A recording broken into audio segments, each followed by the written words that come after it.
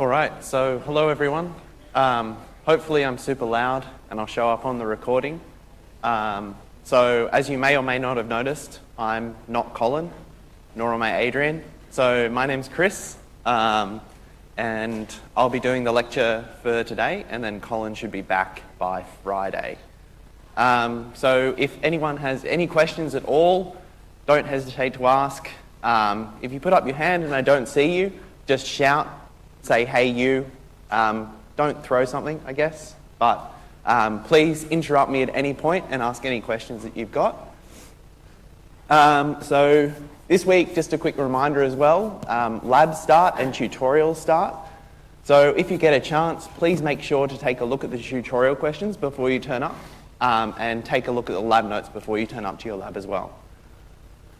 Okay, so today we'll be going through power and discussing a couple of things, a couple of terms about circuits. So discussing what a loop is, what a path is, and then hopefully in the second hour we'll get onto KCL, which is Kirchhoff's current law. And I think on one of the recordings on Canvas, Colin says if you understand this week, you've got the course down pat. And it's not too far from the truth. Kirchhoff's current law is incredibly important and will be used throughout the entire course. So if you get Kirchhoff's current law, you're on track.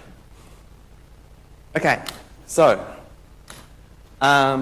just a few things about voltage, current and power first.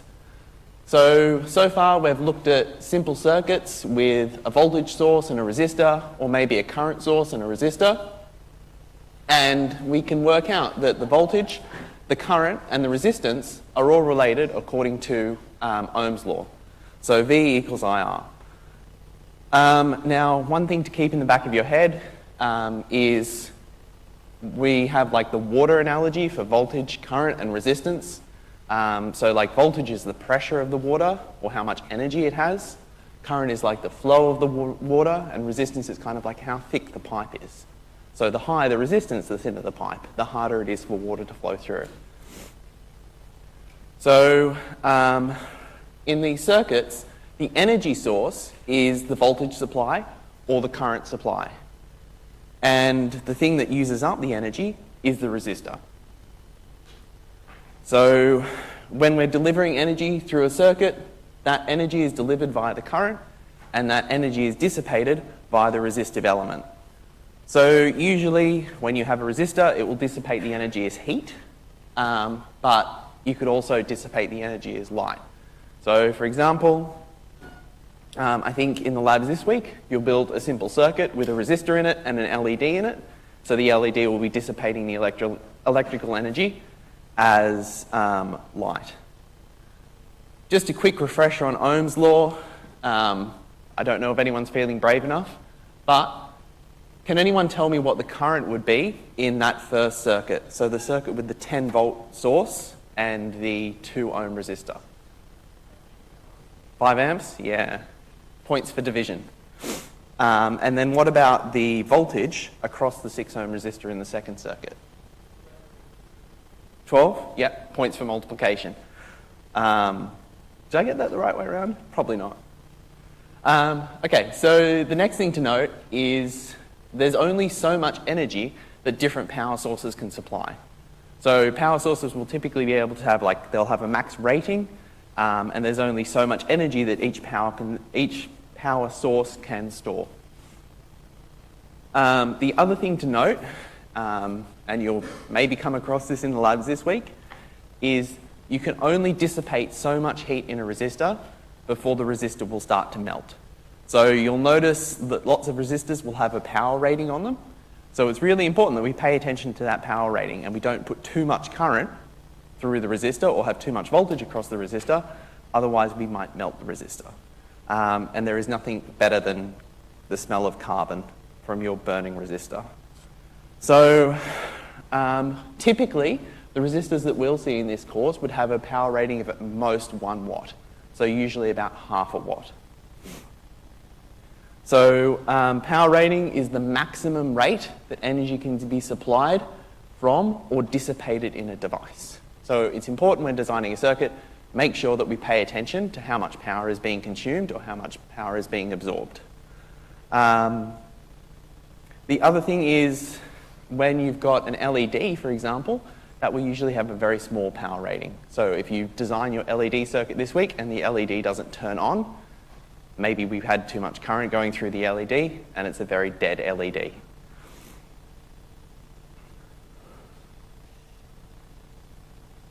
All right, again, so from last week, we learnt that voltage is equal to the energy required to move the charge divided by the total amount of charge. So this equation is going to be very useful in the tutorial this week. So if you have a certain number of electrons, then you can count how much charge there is. It'll just be the number of electrons times the charge on the electron. And then you can measure how much energy it takes to move that. And that will give you the voltage. Now, when we measure how long it takes to move that charge, the energy divided by time, that's the power in your circuit. And as you may or may not remember, the charge divided by time, or the total charge divided by time, is the current. So that's the flow of electrons in your circuit. So the rate at which charge is moving is the current, and the rate at which the energy is changing, that's the power. So from that, we get the definition of electrical power, that P is equal to the current times the voltage.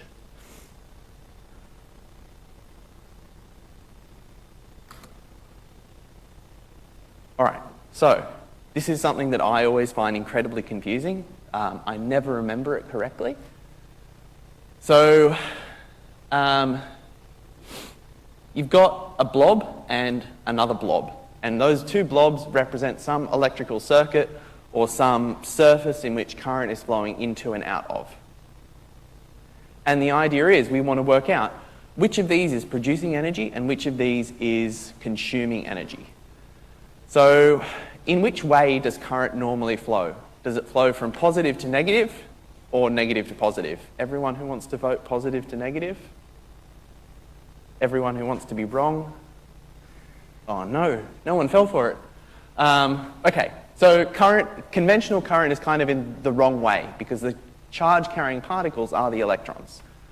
So conventional current is going to flow from the positive terminal to the negative terminal, so opposite to the way the electrons would want to move.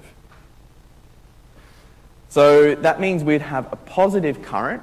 If we're flowing, a positive current flowing in the correct direction is going to give you positive 3. So I'm just looking here at the first example. And then we've got a 2-volt difference. So that's going to be a positive 2-volt difference. So the power is going to be 2 volts times 3 amps, which is equal to 6 watts. So that means that that first blob is absorbing or consuming 6 watts of power. So the current in the first blob is moving in the correct direction according to the voltage. So it's a positive current, and then we have a positive power, which means that blob is consuming 6 watts. Now, the second blob, nothing exciting has happened except for the fact that the current direction has been reversed.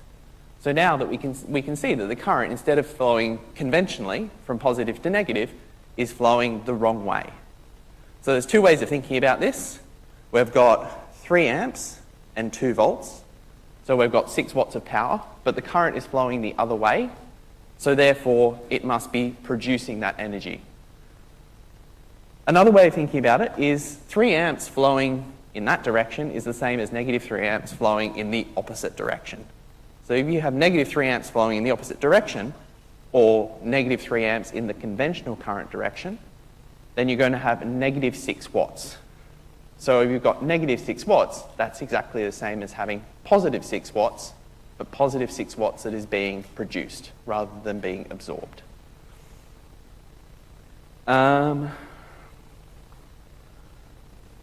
It's all just convention. I find it horrifically confusing and would have to look at this lecture slide every single time I got a question on this.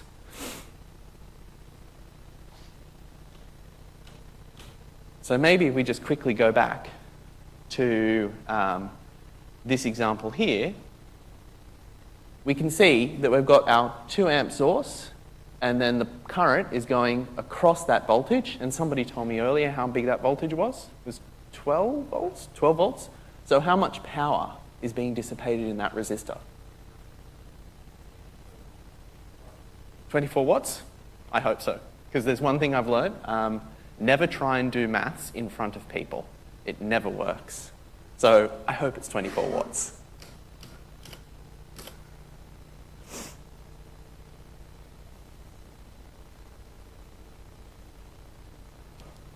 All right, so let's do a quick example about the power being consumed or delivered.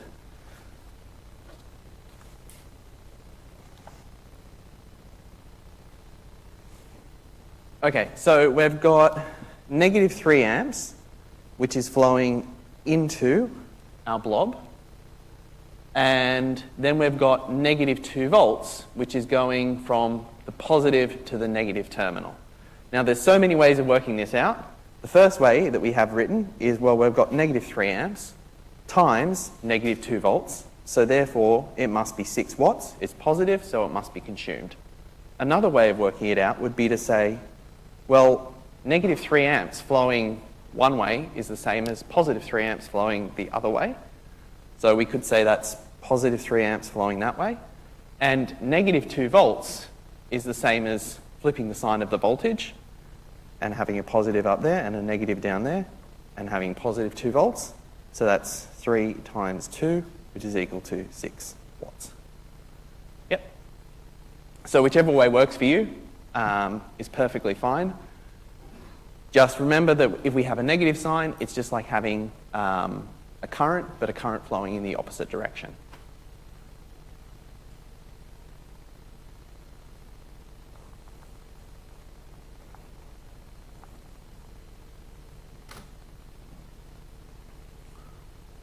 All right, so more super exciting examples of... Is that a face? That is the creepiest blob I've ever seen. Anyway, ignoring that, let's work out how much current is being delivered and in which direction so we can work out the power. So we've got negative 5 amps, which is flowing in the conventional direction. So you could say that's going to be negative 5 amps times 4 volts, which is negative 20 watts. So 20 watts is being delivered or 20 watts is being produced. Another way of thinking about it is, well, if you've got 5 amps flowing, negative 5 amps flowing in that direction, that's exactly the same as having positive 5 amps flowing in the other direction. But if you've got positive 5 amps flowing from the negative to the positive, that's opposite the direction of conventional current. So that would be 4 times 5, which is 20 watts. But remember, we're going in the opposite direction to conventional current, so that's where the negative sign would come from. All right. So again, 2 equally valid ways of doing it, just whichever one is easiest for you. But the idea is we're going to have 20 watts delivered.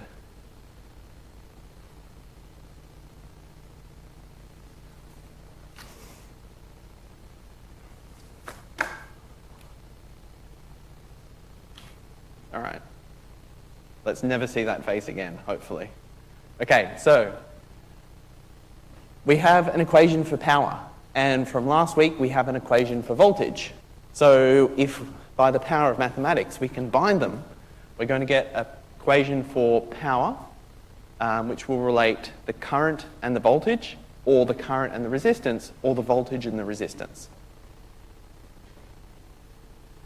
So power is equal to the current times the voltage.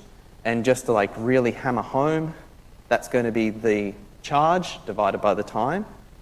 And it's going to be the energy divided by the charge. That's just using the definition for voltage and the definition for current. Which is also going to be equal to the energy divided by time, which is again the definition for power. So just double checking that all these things are consistent. Now, you'll notice that when we combine the Ohm's law with the equation for power, that we get I squared R and we get V squared on R. So can the resistance ever be negative? No? Can the voltage squared ever be negative? No. Can the current squared ever be negative? Can the power dissipation in a resistor ever be negative? Can a resistor ever produce power? Yes, that was a lot of no's. So it's all correct.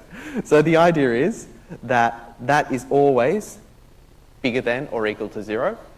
And because the power in a resistor is always greater than or equal to 0, we always know that a resistor will be dissipating power.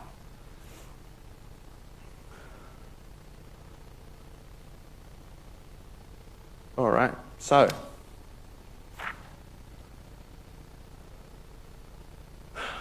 super fun example time. Let's work out the power in this resistor using all of the methods. So from the previous slide, we know that power is equal to the current squared times the resistance. So that's going to be equal to 5 squared times 2. So that's going to be 25 times 2, which is 50 watts. Okay, so apparently there is 50 watts being dissipated in that resistor. Another way of working it out, well, power is equal to voltage squared divided by the resistance. So fingers crossed, these things are the same. So the voltage is 10, so that's going to be 10 squared divided by the resistance, which is 2 ohms. So that will be 100 divided by 2, which is 50 watts. Hey, it's good, right? So both methods agree, and they give us the same result. The last one to work out is power should apparently be equal to the current times the voltage. So what's the voltage drop across that 2 ohm resistor? Any ideas? Yeah, 10 volts. So the current through that resistor is going to be 5 amps times 10 volts, which is equal to 50 watts. It's like, what did you do in the morning? Well, this morning I calculated 50 in 3 different ways. So we can see that all the definitions for power, they all agree, and they all give us the same power dissipated in that resistor. Just a quick question. Does anyone know how much power is being produced by that source?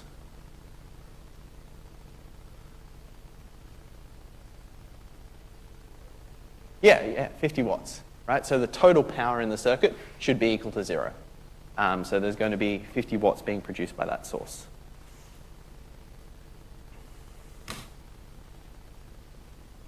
All right, so more exciting things. Let's do another example. So we want to find the power for each element in that circuit, and we want to work out which circuit elements are absorbing power and which circuit elements are producing power. So I guess the first thing is let's narrow down what is that current through the resistor. Yeah, 4 amps. So if we want to come back to the water analogy, how do we know that's 4 amps? There's only one path for like the water to flow around our circuit. So if there's only one path and there's 4 amps worth of flow, then there must be 4 amps worth of flow going through every single point on that loop. So we know that the current through the resistor is equal to 4 amps. So what's our formula? The power in the resistor is going to be equal to I squared times the resistance. I squared is going to be 4 squared, and the resistor is apparently 20 ohms. So that's going to be 16 times 20, and just 320. Okay, so we've got 320 watts being of power in that resistor. Now, is that absorbed, dissipated, produced? Any of the above? Absorbed, right? Because it's in a resistor, so the power is always going to be absorbed. Now, the next element I want to look at is that voltage source. So, how much power is being produced, consumed in that voltage source?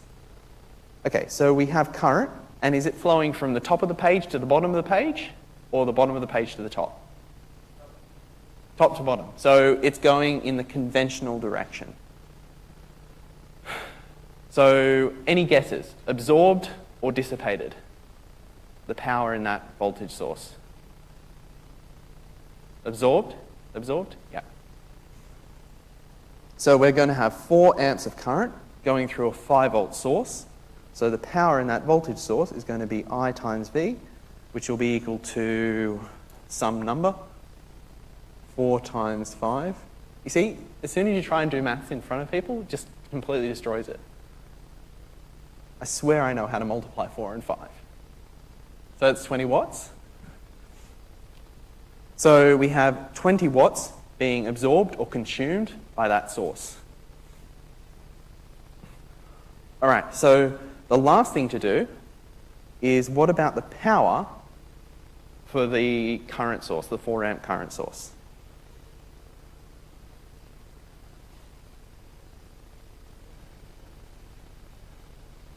Three 300 watts absorbed? Yeah, 340 watts produced. So many, many ways of working it out. What was your way of working it out?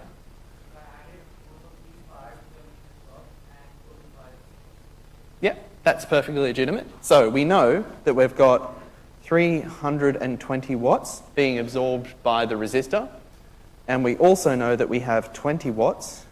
So I should just write absorbed there. And absorbed there.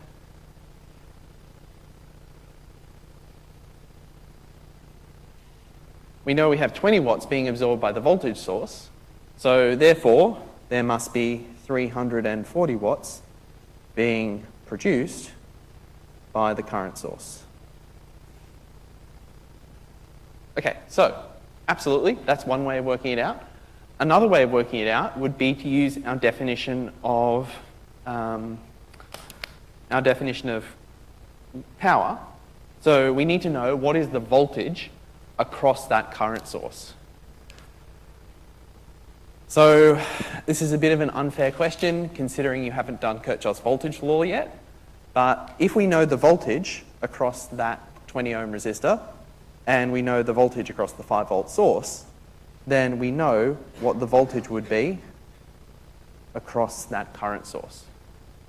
So we need to work out what is the voltage across that 20 ohm source, so we can work out the voltage across the current source, so we can work out the power. So the voltage across that resistor, well, V is equal to IR, so it's going to be 4 times 20, which is equal to, wait for it, 80. So therefore, the voltage across the source is going to be equal to 80 plus 5, which is equal to 85 volts.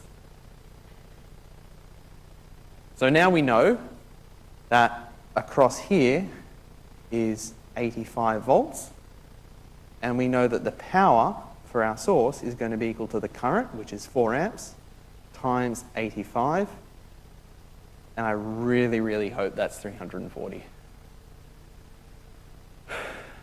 Now, just a quick aside, that's going to be negative 340 because the current's flowing in the wrong direction. Another way of thinking about it is it's 340 watts, which is being produced.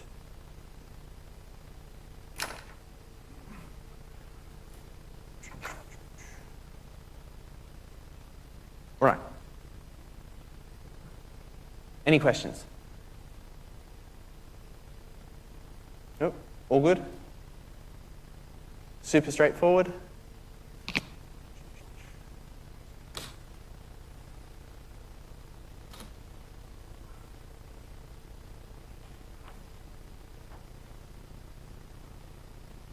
Okay, so now we're just going to talk about a few terms that will be useful when we're discussing different types of circuits.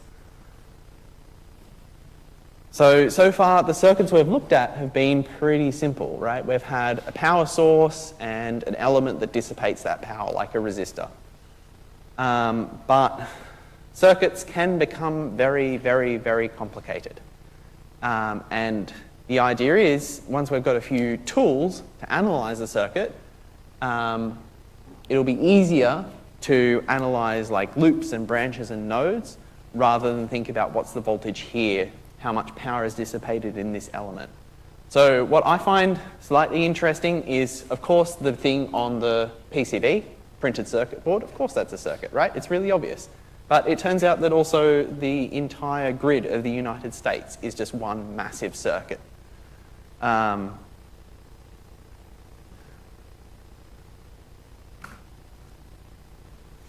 So pretty much everything in circuit theory boils down to, I'm going to be shot for saying that, everything in circuit theory boils down to three ideas: Ohm's law, Kirchhoff's current law, so KCL, and Kirchhoff's voltage law, so KVL.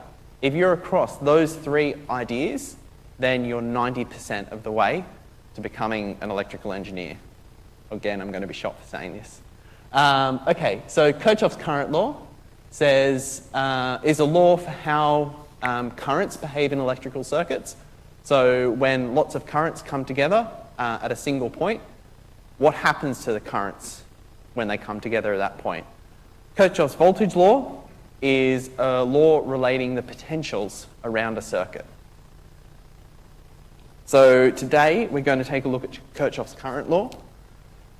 But to do that, first we need to discuss a couple of bits of terminology.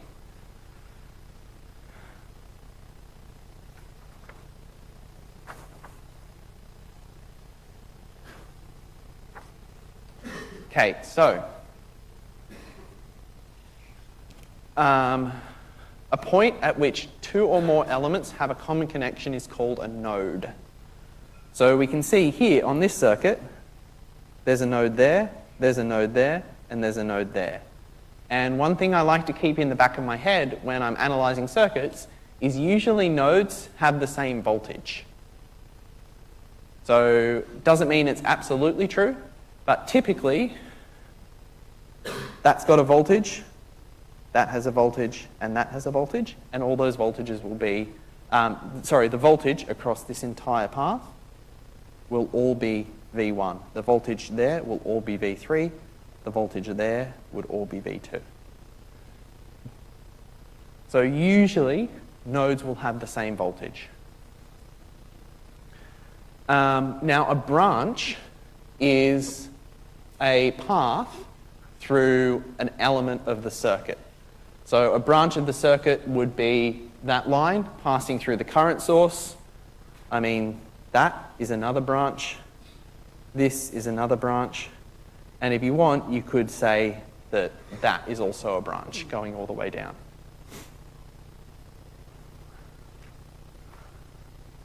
So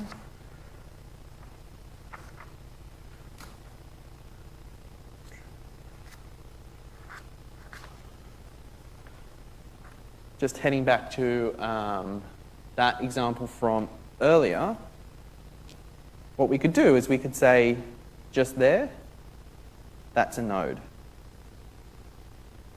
Here, that's another node. How many more nodes would we need in that circuit if we wanted to identify every single voltage? Just one more, right? So just down here, you could also say that would be a node. Yep. And then going through here, that, through the current source, could be a branch of the circuit.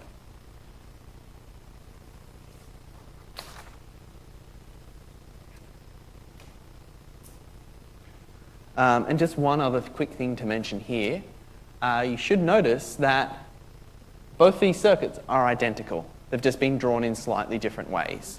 So even though it looks like here, we've got two extra nodes, we only still have one node there, right? Because this entire path is all held at the same voltage.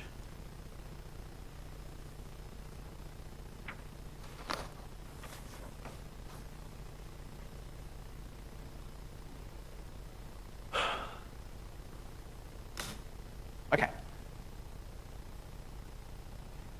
So, now the next idea to talk about is when circuit elements are in parallel or when they're in series. So the main question I have about this slide is why on earth did we twist it? I guess just to make things harder to read.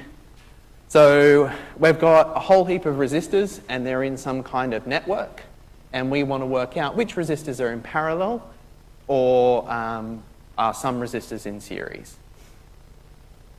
So any branches connected between the same two nodes are in parallel.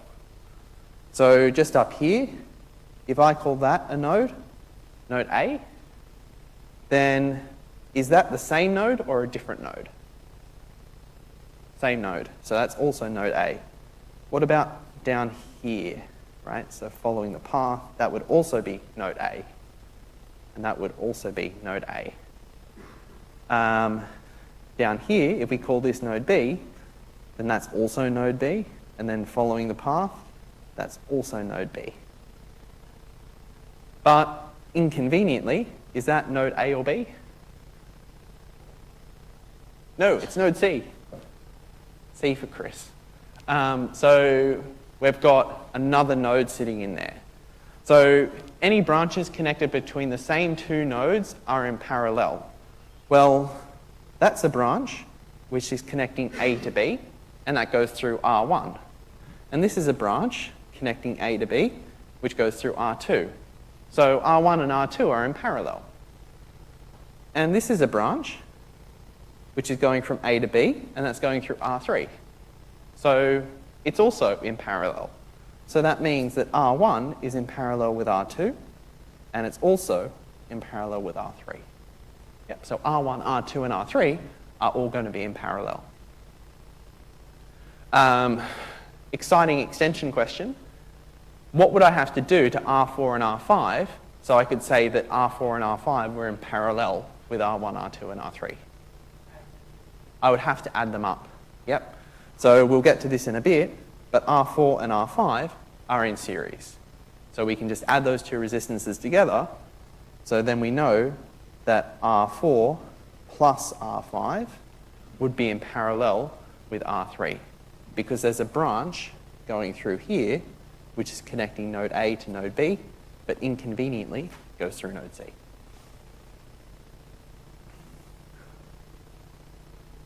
All right, any questions about that? All good?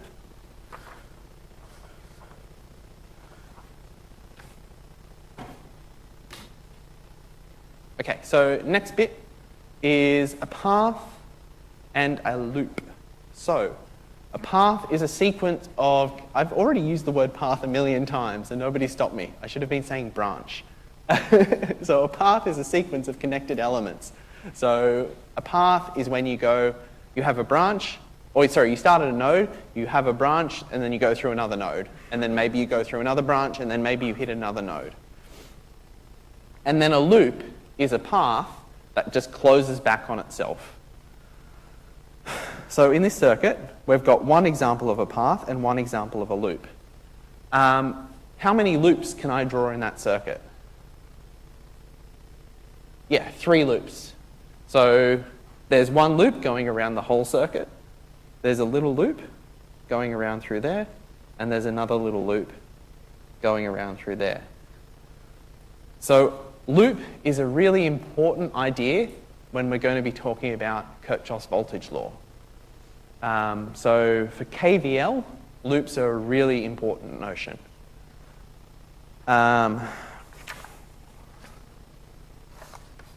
Quickly going back to apparently my favorite circuit in the world. So we've already identified the nodes in this circuit. Let's identify the loop. Very exciting loop. There is only one loop. Yep. So any closed circuit, you should be able to find loops in that circuit.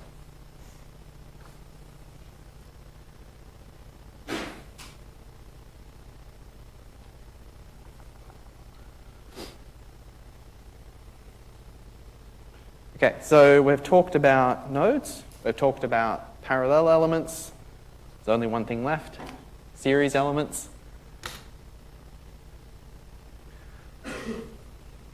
So the idea with series circuits is, I should have mentioned, with parallel circuits, typically the way I think about it is usually elements in a circuit will be in parallel if the voltage across the circuit element is the same.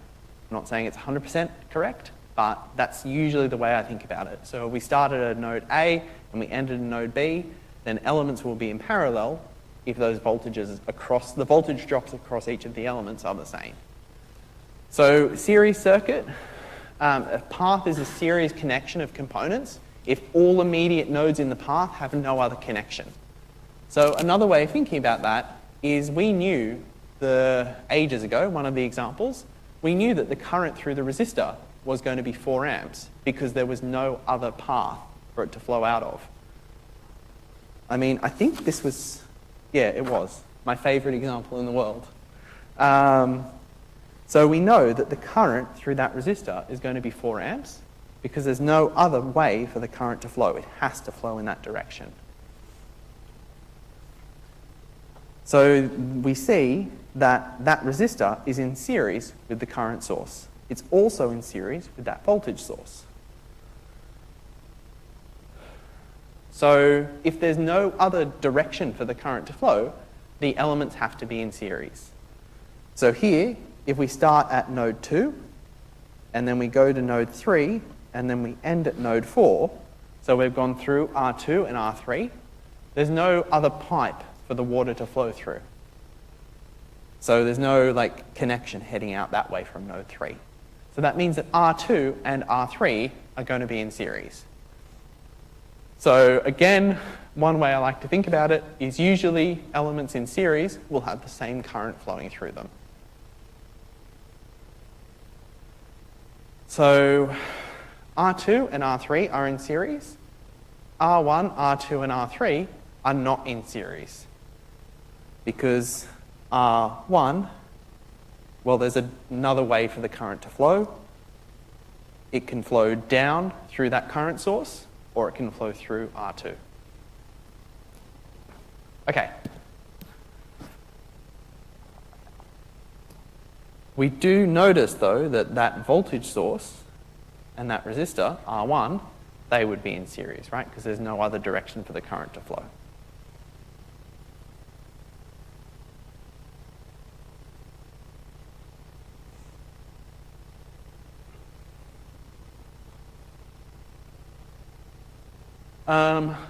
Any quick trick I could do to this circuit to make the entire thing in series? Just change it. What's the fastest thing I could do to just have the whole thing be in series? There's one branch that's stuffing us around. Yeah? This thing. Going through that current source. So,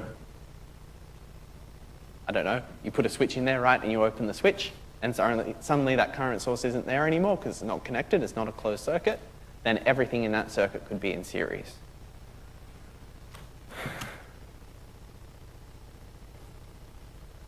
So, where do we use series circuits? Where do we use parallel circuits? Typically in your house, everything will be wired in parallel. So a good reason to have everything wired in parallel is if I close that switch and leave all of those switches open, at least one of the lights will be on, right? So I can independently turn the lights on and off because they're all in parallel. But you see this switch here could be like the master switch for your house. Is fuses? Fuses are a thing. Could be like the fuse for your house. If that switch is open, then no current will flow at all. So this switch is in series with each of the elements, but each of those switches are in parallel with each other, right? So you can independently control the lights. Oh, circuit breaker. I should have read the slide. That would have helped. So the last thing to talk about in terms of series and parallel circuits is Christmas lights. And apparently they can sometimes be connected in series. So I guess when you turn on your Christmas lights, you don't want to turn on 1 or 2 or 3. You want the whole thing to be on or the whole thing to be off. So typically, they will be connected in series. All right, so does anyone have any questions at all?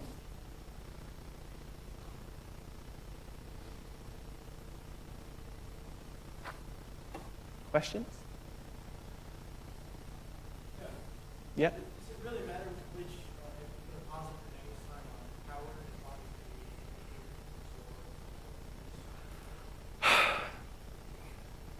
and No. So typically what you'll be asked is the power absorbed, is the power consumed? In which case we don't put the negative sign on it. We only put a sign on, we usually only put a sign on power when we want to say, oh, there's some power in that element, and we don't want to talk about it being consumed or absorbed. But if you say, oh, there's 320 watts, it's absorbed, then automatically that's positive 320 watts. Or if we say there's negative 320 watts, then another way of saying that is that's 320 watts delivered. Yeah. More questions?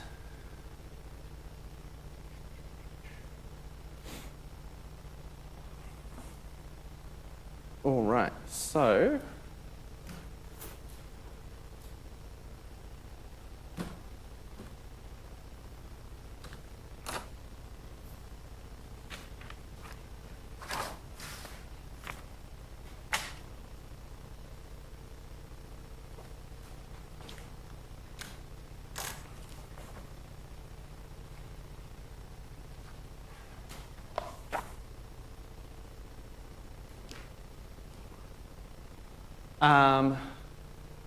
so probably what I'll do is just get started on the next lot of lecture slides, and then maybe in about 5 minutes' time, take a break. Everyone can go run around, stretch, jump up and down, and then we'll come back at about, I don't know, like 5 past and get started again.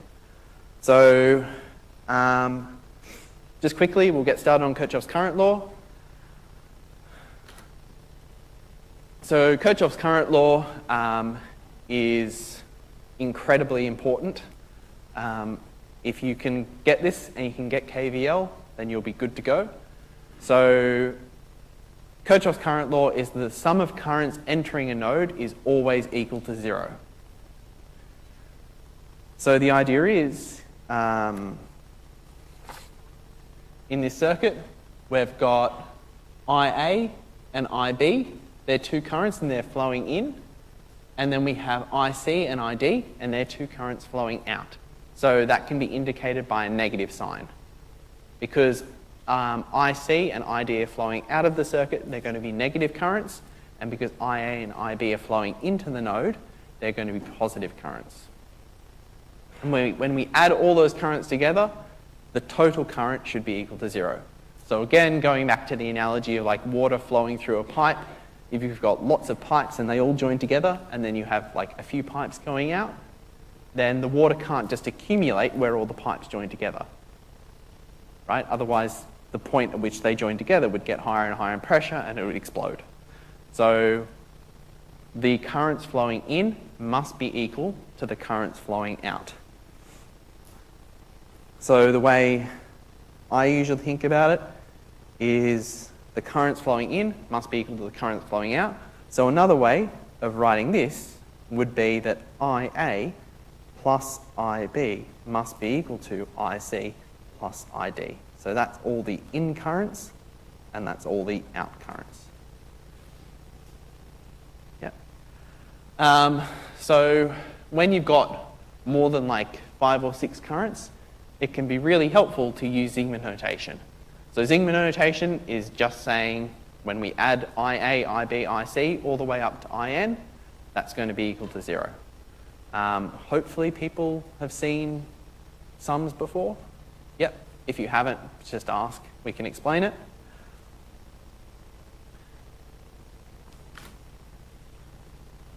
So KCL is super helpful because it applies to all currents and it applies to current at any point in time.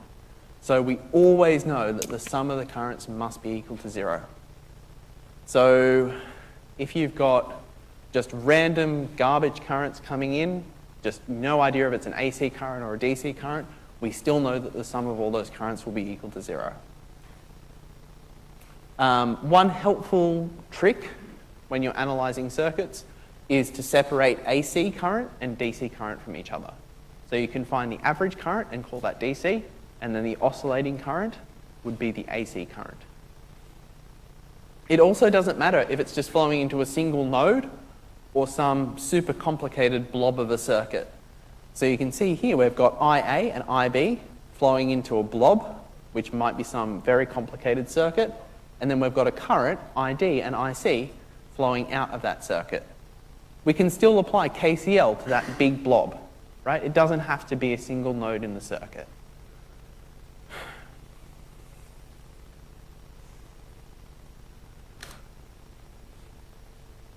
All right, so let's just quickly end on this example and then take a quick break.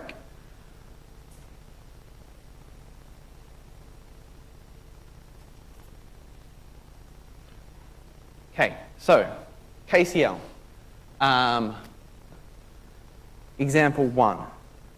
We're going to have a current I1, and that's flowing in, and then we've got a current I2, which is flowing out, so that's minus I2, and then we've got a current I4, which is flowing out, so that's going to be minus I4, and then I3 is also flowing out, so that's going to be minus I3, and that's going to be equal to 0.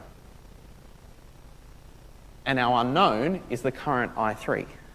So that means I3 must be equal to I1 minus I2 minus I4. Now I1 was 2 amps, I4 was 6 amps, and I2 was 3 amps. So that's going to be 7 amps with a minus sign out the front, so negative 7 amps. So we know that I3 is going to be negative 7 amps flowing out. The way I would typically do this is I would say, well, I1 is flowing in, and everything flowing in must be equal to the sum of all the stuff flowing out. So that would be equal to I1 is going to equal I2 plus I3 plus I4. And then you want to find I3. So I3 is going to be equal to I1 minus I2 minus I4. Yep. Exactly the same thing, just a different way of getting to it. Yep.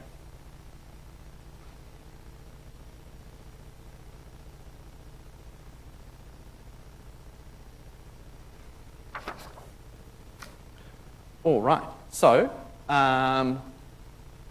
everyone take a quick break. I will see everyone at 9:05.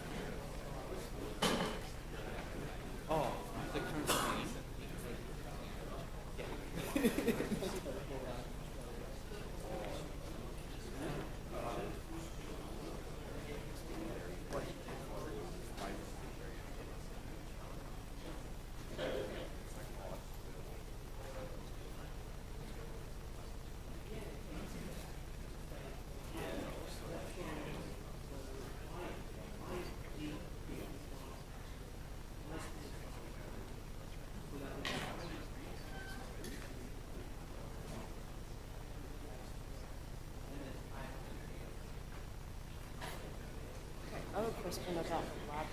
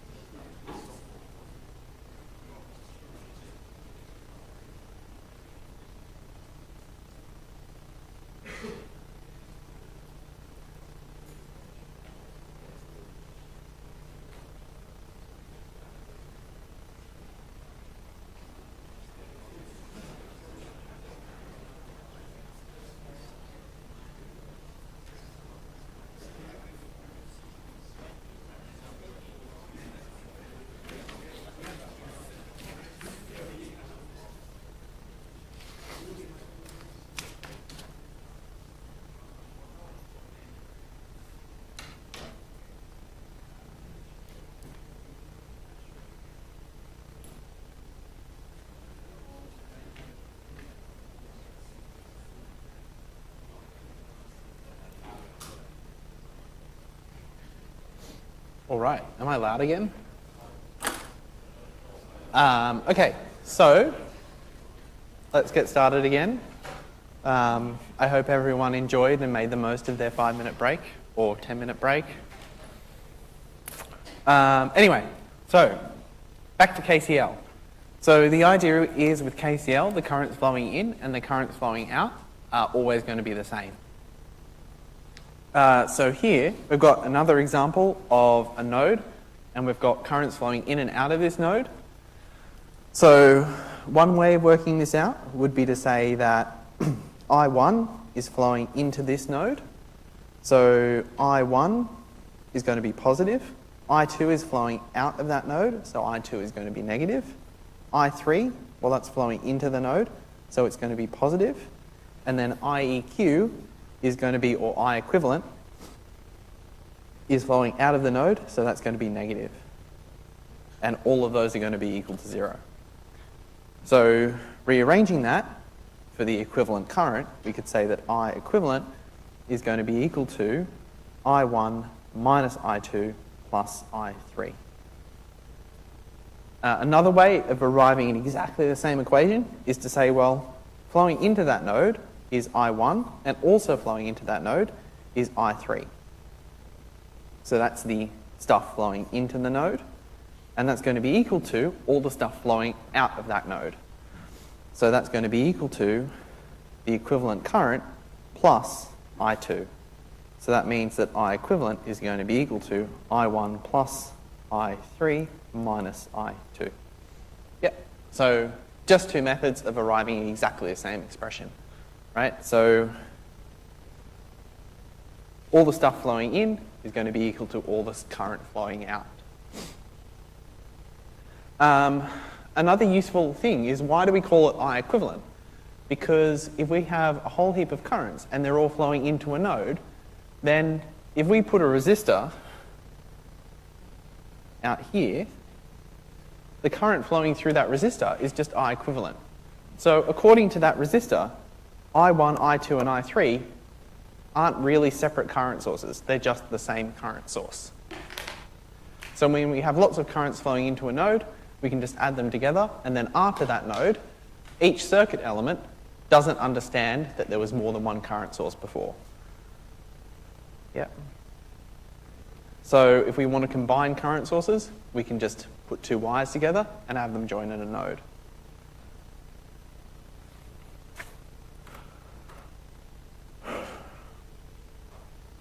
All right, so another example. We want to work out what is the current I, and we're going to do that using KCL. So we know that the current I is going to be equal to I1 plus I2. Right, so if we label that point there as a node, then I1 is flowing out of that node, I2 is flowing out of that node, and I is flowing into that node. Okay, so what's the voltage at that point? 12 volts. What's the voltage at that point? Also 12 volts. So what's the voltage down here? Ooh, not quite. 0. No, it's just going to be 0. So we can say that this is 0 volts. Yep, so it's just going to be saying that there's a drop of 12 volts across each of those resistors. So I1 is going to be equal to 12 divided by 3, and I2 is going to be equal to 12 divided by 4. So there we're just using Ohm's law, right? So that's equal to the voltage divided by the resistor R1, and that's equal to the voltage divided by the resistor R2. So that is going to be equal to, wait for it, 4 amps, and this one is going to be equal to 3 amps. So therefore, our total current is going to be 7 amps.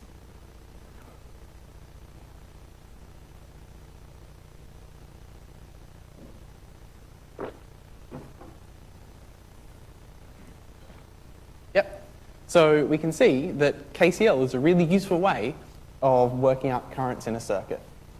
Yep, so if we know two of the currents, then we can work out the other current I.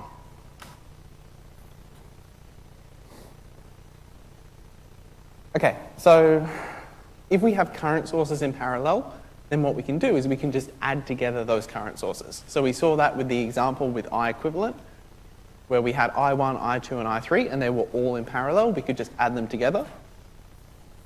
So if you've got a whole heap of current sources and they're all in parallel, we may as well just add them together and have a single current source, which is equal to the sum of those sources. So this is the same but opposite. When you have voltage sources in series, then you can add them together. So current sources in parallel, you can add together. Now, things start to get a bit more exciting when we think about circuit elements in parallel that aren't just current sources. So maybe people who have done a bit of circuit theory before have already come across the formula for equivalent resistors when two resistors are in parallel. We work that out just by using Ohm's law and just using KCL. Yep. So KCL in this circuit says that the total current I, did I just skip a page for some reason? Sure, why not? The total current I is going to be equal to I1 plus I2. And from the previous example, we know that I1 is going to be equal to the voltage source divided by the first resistor. We know that I2 is going to be equal to the voltage source divided by the second resistor. So what we can do is we can take the voltage outside of that, and then we've got the current I is equal to the voltage times 1 on R1 plus 1 on R2. So if we rearrange that, so it's V equals IR, just getting into the forms of Ohm's law, then we can work out that the equivalent resistance for this circuit is going to be 1 divided by 1 on R1 plus 1 on R2. And then doing the joy that is algebra, you can work out a formula for the parallel resistance. So if we have two resistors in parallel, apparently, we can just write that as R1 times R2 divided by R1 plus R2. Yep. But it's not like this formula came from nowhere. Yeah, it's just Ohm's law and KCL being combined to give us that formula.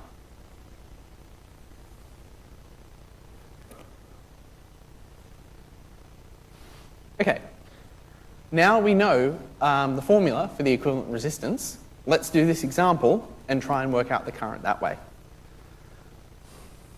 So we have a resistor with 3 ohms and a 4 ohm resistor, and they're in parallel. So the equivalent resistance for this circuit should be equal to R1 times R2 over R1 plus R2. That's going to be equal to 3 times 4 over 3 plus 4. 3 times 4 is 12, right? And then 3 plus 4 is 7. So if I were to redraw this circuit,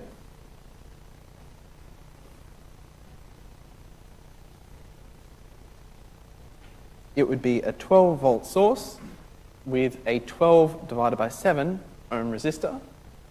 And then this current here should be equal to my current I. So I is going to be equal to V divided by R, which is equal to 12 divided by 12 divided by 7, which is equal to 7 amps. So thankfully, we've come up with exactly the same current using our formula for equivalent resistance as we came up with by using KCL, which hopefully isn't too surprising because, I mean, for one, they should agree, but also we worked out the formula for equivalent resistance using KCL.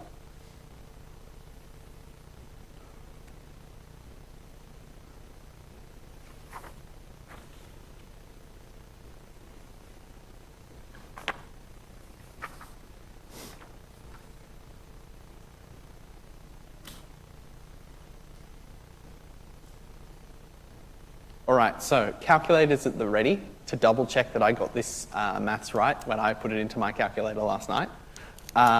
So let's work out some equivalent resistances. So here we've got a resistor of 6.8 kilo ohms and a 2.7 kilo ohm resistor. So R1 is equal to 6.8 kilo ohms, which is 6.8 times 10 to the 3 ohms, and R2 is equal to 2.7 kilo ohms, which is 2.7 times 10 to the 3 ohms. So R equivalent should be equal to R1 times R2 over R1 plus R2. So that should be equal to 6.8 times 2.7 all over 2.7 plus 6.8, which apparently is 1.93. And what are the units there? Kilo ohms.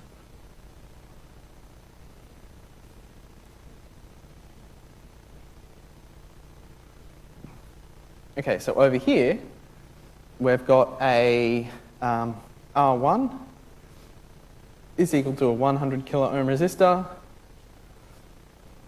R2 is equal to an 820 ohm resistor.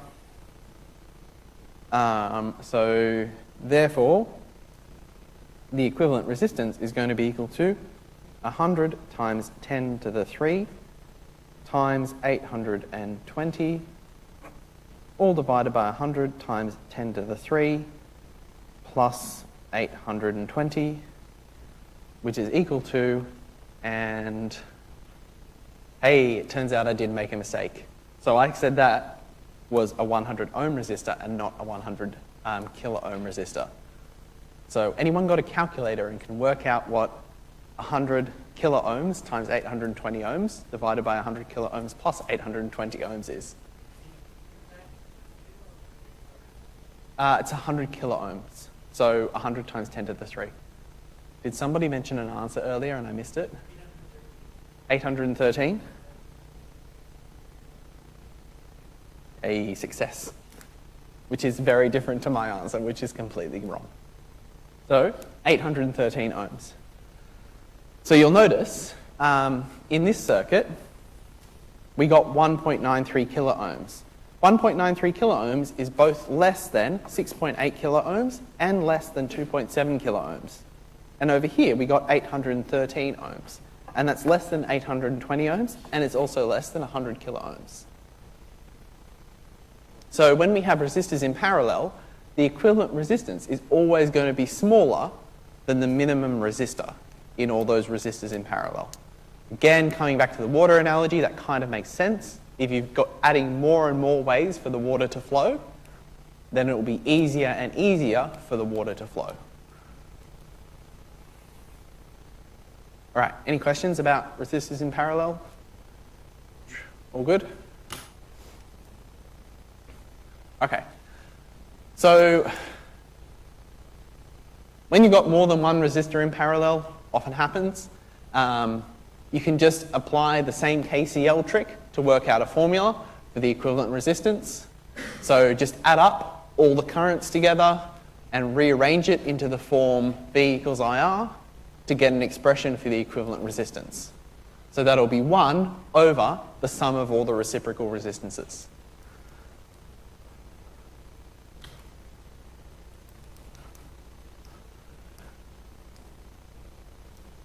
So in general, if you want to find multiple resistors in parallel, just add up all the reciprocal resistances. Another way of talking about that is to say we're going to add all the conductances together.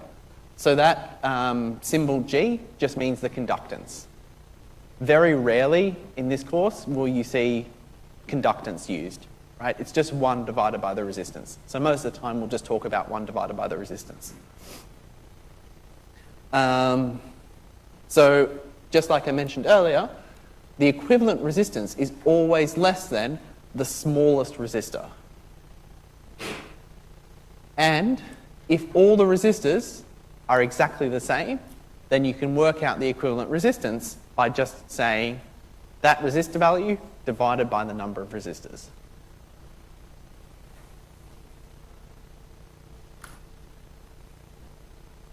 All right, so current division. Again, a really helpful tool, which will be very, very useful through the whole course. I can never remember this formula. I always have to derive it. If you have a better memory than me, great. Otherwise, you can see it's not so hard to derive.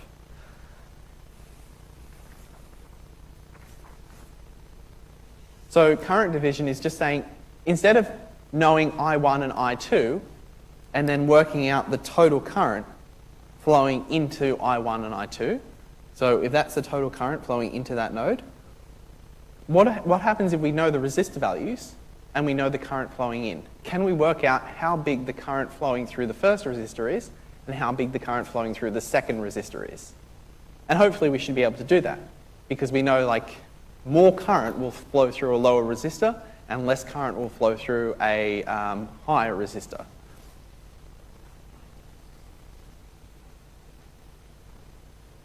So what you do, work out the equivalent resistance. Once you know the equivalent resistance, that means we can say current is equal to voltage divided by resistance. If you know, you can then work out the voltage.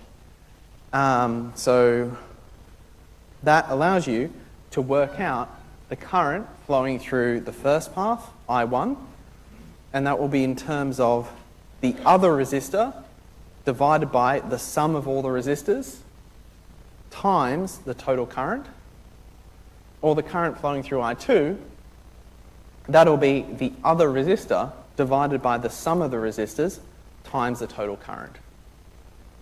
Yep. So it kind of makes sense that if R2 is really, really big, then most of the current will flow through the first resistor, so I1 will be large. If R1 is really, really small, then most of the current is going to flow through the first resistor, so I2 will be small.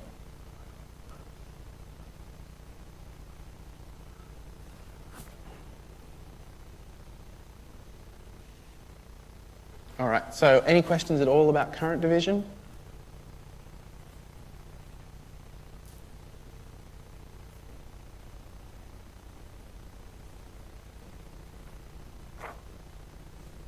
No? All good? Okay, so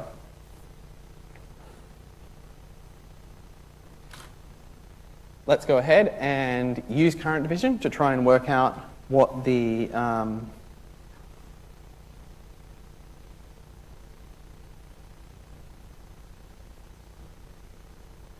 actually, how did I do that? Oh, good. I was getting concerned there. Okay, so let's use current division to work out the current flowing through that 1.3 kilo ohm resistor. So current through that 1.3 kilo ohm resistor is going to be equal to the total current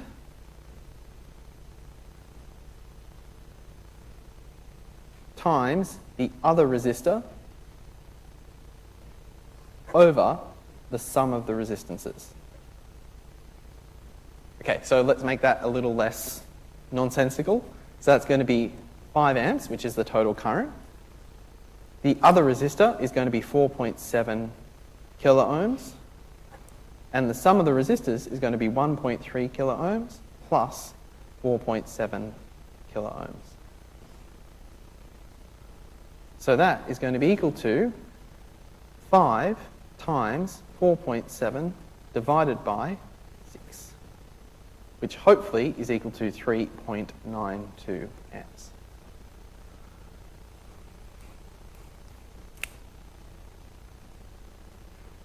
Yep, so all I've done there is just use the current division formula to try and work out what the current is flowing through that 1.3 kilo ohm resistor.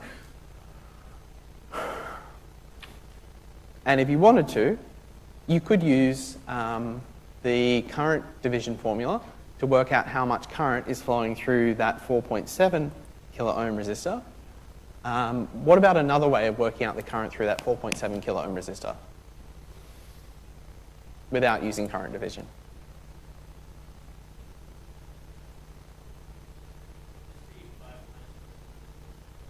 Exactly. Yep, so just KCL. So you could work out the current through that 4.7 kilo ohm resistor by saying it's going to be that 5 amp current minus the current through the 1.3 kilo ohm resistor, which is typically going to be a tiny bit faster than having to do current division again. Okay, so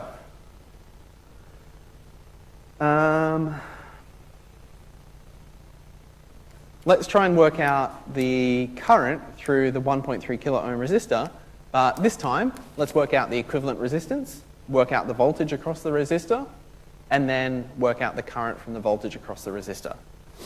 So the equivalent resistance is going to be equal to R1 times R2 divided by R1 plus R2.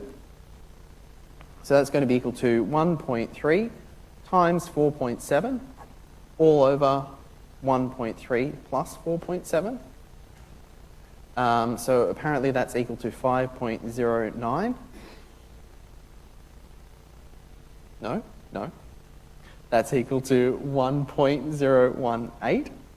And then that's going to be kilo ohms. Yes, kilo ohms. So now we know the equivalent resistance and we know the current, so we can work out the voltage. So the voltage across these resistors. So voltage is going to be equal to the current times the equivalent resistance. So that is now going to be equal to 5.09 kilovolts. And then, to work out the current through that 1.3 kilo ohm resistor, current is going to be equal to the voltage divided by the resistance. So that's going to be 5.09 kilovolts divided by 1.3 kilo ohms. And that is apparently equal to 3.92 amps. 3.92 amps. Success. Yep, so in this other method of doing it, I just worked out what is the voltage at that point, so I can know how much voltage is being dropped across each resistor, and that allows me to work out the current through the resistor.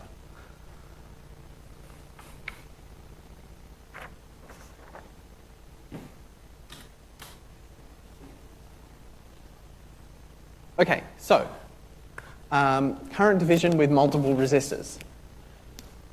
Exactly the same idea as we had with working out equivalent resistances. So you work out the equivalent resistance for the whole network, and then you can say that the current flowing through each of those resistors is going to be equal to the equivalent resistance divided by the resistor that you're interested in times the total current.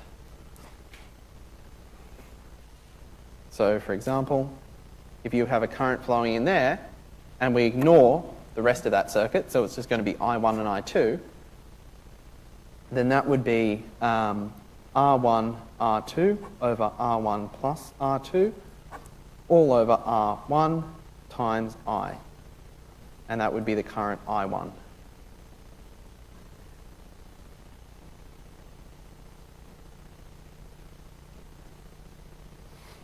Yep, so you can see in the case of multiple resistors, if we just pretend there's only two resistors there, we end up with exactly the same formula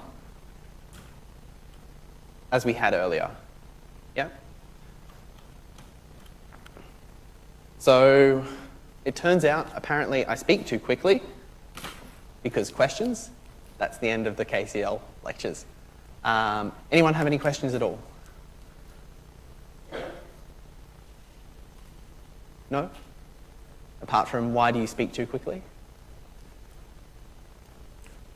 No? Okay, so don't forget this week about labs and tutorials. I can't emphasize enough, super important. Take a look at the tutorial problems yourself, get absolutely stuck and confused trying to solve them, and then turn up at the tutorial and pester us as to why we can't solve them. And then also with the labs, just read the labs before you turn up. And I hope you enjoy the lecture on Friday.